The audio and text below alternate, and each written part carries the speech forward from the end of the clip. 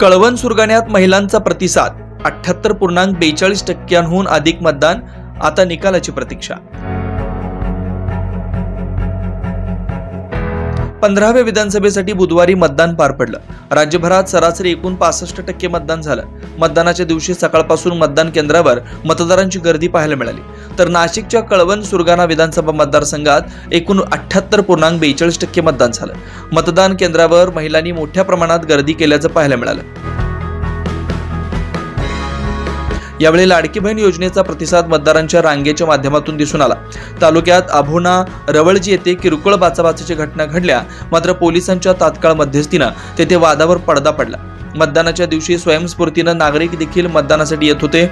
शहरात व ग्रामीण आदिवासी भागात देखील हेच चित्र पाहायला मिळालं।